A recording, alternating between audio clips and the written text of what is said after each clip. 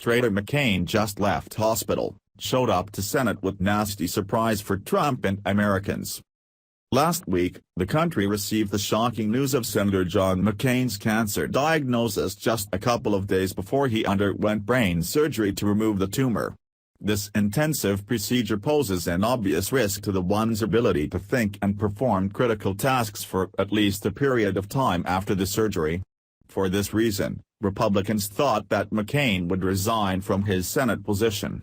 However, just a few short days after major surgery, he returned to D.C. to get immediate revenge on everyone who counted him out with the cancer diagnosis, with his what he did as soon as he showed up to stick it to America.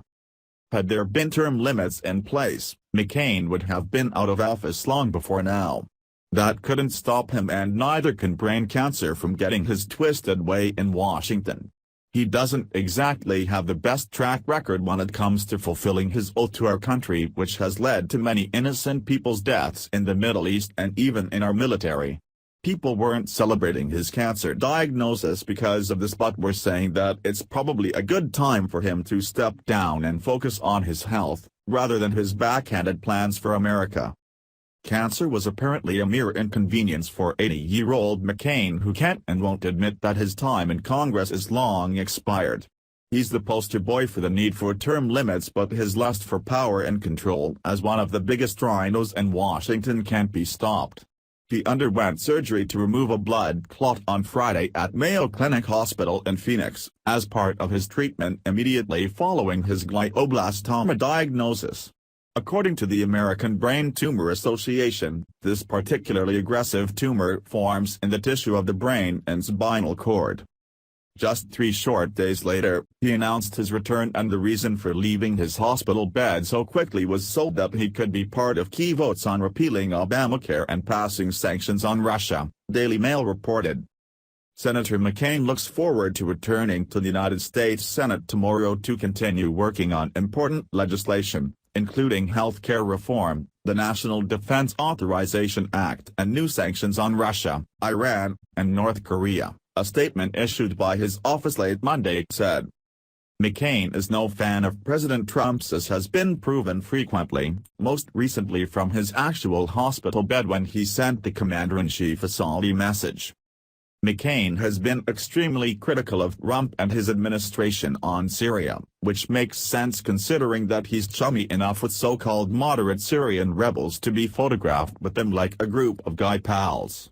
This was in an effort to remove Bashar al-Assad from power, but didn't just pop in and say hi to them. McCain also provided them with taxpayer-funded weapons. This is a blatant violation of 18 U.S.C. 2339b, which prohibits providing material support or resources to an organization deemed a terrorist organization by the Secretary of State. Although McCain is expected to vote in favor of the motion to proceed to the next step of amending the ever-important healthcare bill, his return is nothing more than a power move to underscore Trump in other ways. He has a history of undermining the president at every chance he could get, and he's not willing to let the resolve to derail his success go yet, starting with defiance of Trump's decision to end a covert CIA program that armed and trained rebels against Syrian President Bashar al-Assad. The program was a dangerous waste of taxpayer funds that cost the American people millions of dollars. The administration has yet to articulate its vision for Syria beyond the defeat of ISIL, let alone a comprehensive approach to the Middle East. A key pillar of American strategy must be the removal of Assad from power as part of an end to the brutal conflict in Syria, which has fueled ISIL's growth through its cruelty, extended malign Iranian influence, and undermined broader regional stability, McCain said, according to the Daily Mail. 6 months into this administration, there is still no new strategy for victory in Afghanistan either. It is now mid-July when the administration promised to deliver that strategy to Congress, and we are still waiting, he further explained of his frustration and support of this wasteful program started by Barack Obama in 2013.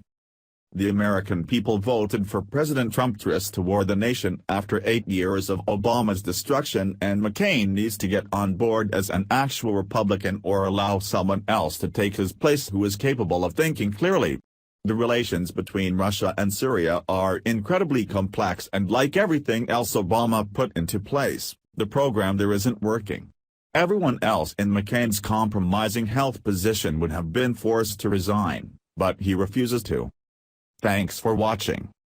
Please subscribe Breaking News 365 channel. Goodbye and see you again.